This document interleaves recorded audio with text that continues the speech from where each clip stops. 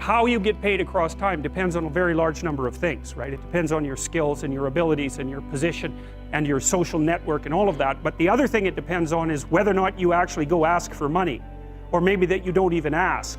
Because actually you don't ask for money. You tell people that you need to be paid more or something they don't like will happen. And I don't mean as a threat. I mean that you have to be willing, when you're negotiating, to have an alternative. You go talk to your boss who isn't going to give you money because everyone wants money, right? It's a competitive game.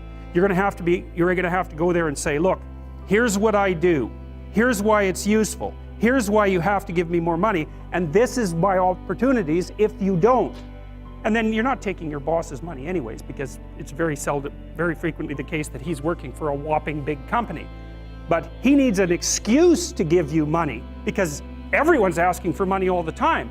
And so you have to put your case forward powerfully and disagreeably. Now, you don't want to do it too disagreeably because then he's going to think that you're a son of a bitch and maybe he's not going to give you anything and maybe you'll get fired for being mouthy and all of that. And that certainly happens to people who are too disagreeable.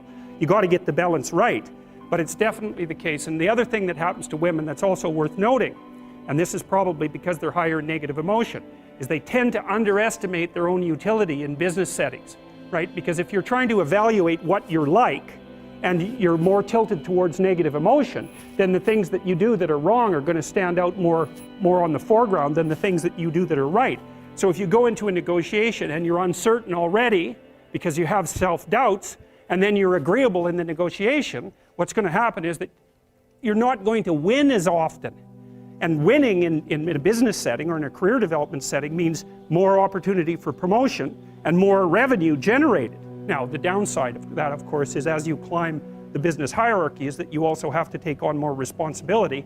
And that responsibility is sometimes unpleasant as well, especially to people who are agreeable, because you're not necessarily liked if you're in a position of authority. And agreeable people really like to be liked. It's their primary motivator because they're concerned about the maintenance, I would say, of intimate, positive relationships. And that also makes them conflict avoidant.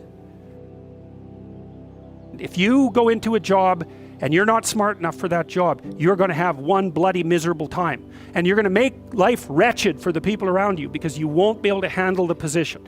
And as you climb hierarchies of competence, the demand on fluid intelligence increases. And so, unless you want to fail, you don't put yourself in over your head. Well, what's over your head? Well, that's a tricky thing to figure out. I mean, you have to figure that out with intelligence, you have to figure it out with conscientiousness, you have to figure it out with creativity, you have to figure it out with stress tolerance, with agreeableness, because you want to go into a cooperative environment and not a competitive one if you're agreeable. And with neuroticism, you probably want to keep the stress level of your job relatively low, because those are all places that you can break down. And most people have at least one significant weakness in their intelligence personality makeup, and you got to be careful not to place yourself in a position where that's going to be a fatal flaw. But what you really want to do, as far as I can tell, if you want to maximize your chances for both success and let's say well-being, is you want to find a strata of occupation in which you would have an intelligence that would put you in the upper quartile. That's perfect. Then you're a big fish in a small pond. And you don't want to be the stupidest guy in the room. It's a bloody rough place to be. So, and you probably don't want to be the smartest guy in the room either, because what that probably means is you should be in a different room, right? You should look at a place where if you're right at the top, you've mastered it. It's time to go somewhere where you're a little lower so that you've got something to climb up for. So, and if you're not hyper conscientious, for example, you're probably not going to want a job that you have to work 70 hours a week at, because you're just not wired up that way. You'd rather have some leisure, and like, more power to you. If that's how you're wired up, there's nothing wrong with having some leisure. But if you're someone who can't stand sitting around doing nothing ever, then maybe you can go into a job that's going to require you to work 75 hours a week. And almost all jobs that are at the top of complex dominance hierarchies require very high intelligence and insane levels of conscientiousness, as well, generally speaking, as pretty damn high levels of stress tolerance, because that can knock you out too, because there's going to be sharp fluctuations in your career, generally speaking, at the higher levels of a structure, and you have to make very complicated decisions, often with very short time horizons. So you have to decide if that's what you want. For example, let's say you're at a dead end in your job. Okay, so I don't find my work meaningful. All right, so that's a problem statements like, well, why not? I find the work I do repetitive and boring and without spirit. I have a bad relationship or a neutral relationship with my boss who doesn't know who I am. I have problems with coworkers. All of that needs to be differentiated, right, and analyzed in detail. So we might say, for example, let's say you believe that you're undervalued at work, and maybe you are. What you need to do is you have something to say, and we would have to figure out what it is that you have to say. But it would be some variant of, I'm bringing more value to the table than I'm being compensated for, and that's demoralizing me. And it's also not good for you being my boss, because if I'm actually more valuable than is being recognized, then the fact that you're not valuing me properly means that I will become demoralized, I won't work properly, and you won't get the best out of me. So it's bad for both of us. And if your boss is in principle not amenable to such a discussion, then what you should seriously consider doing is finding another job. Okay, so let's say we're going to set you up for this. Okay, this isn't like next week's enterprise, man. This is your life. So the first thing I would ask is, well, do you have your resume or CV in order? Well, I haven't typed it up for 3 years. Well, what do you think about bringing it up? Well, I'm pretty nervous about that because there's some holes in it. And, I didn't do so well in college and I'm kind of embarrassed about my resume. It's like, okay, bring it in. Let's go through it. Let's at least update it. Let's look where the holes are. Let's look at where the inadequacies are as far as you're concerned, right? This isn't my judgment. It's your judgment. Let's walk through those judgments and see if they're warranted, because maybe you're just too guilty and ashamed and self-conscious and anxious, and you're looking at your resume more critically than someone else would. And maybe there's some holes that you need to rectify. You were 2 courses away from your BA and you dropped out or something like that. Well, maybe we need 6 months to address that. And at least, even if you can't be fully educated, you could be taking some courses online.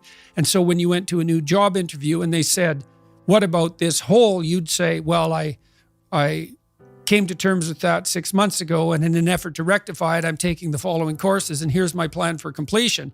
That's a really good answer. And anyone with any sense who's interviewing will accept that as an indication that although you're not perfect, and who is, that you have a good plan and that you've thought it through. Like, that's the kind of answer that in all likelihood will cement your candidacy for the position. Okay, so now you're going to go to your boss. Well, you have to have your CV and your resume in order, and you have to be able to stand on it solidly, and which at least means that you're prepared to address the inadequacies in a credible, realistic, believable, and truthful manner. All right, now what you do is apply for like 10 jobs. You don't have to take them, but maybe you have to go to an interview or 2 or 3 or 4, and maybe there's a bunch of opportunities out there for you that you didn't even know about. And maybe someone offers you a job. And so now you can go to your boss and say, here's the situation I'm in here at work. Here's my evaluation of the problems in relationship to me.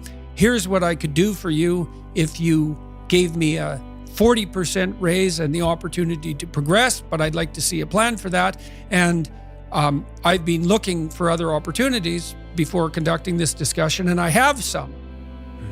Well, then, if your boss treats you with contempt at that point and doesn't listen, then perhaps he or she is a little more narcissistic than might be optimal, and it's time to find a new job. But this isn't something you do trivially. And so when you're doubtful, say you're trapped, you ask yourself, well, why am I trapped? And that's a hard question, right? Because some of it's your own inadequacy, a lot of it. And all of the part of it that you can deal with is your own inadequacy. So even if it's unfair, even if you're hemmed in for any number of reasons, inappropriate, like ethnically predicated oppression, let's say, or maybe you're in a workplace that really is sexist in some fundamental sense. Well, that's not good. It's not just, it's not fair, it's not meritorious, all of those things. And maybe you shouldn't be there.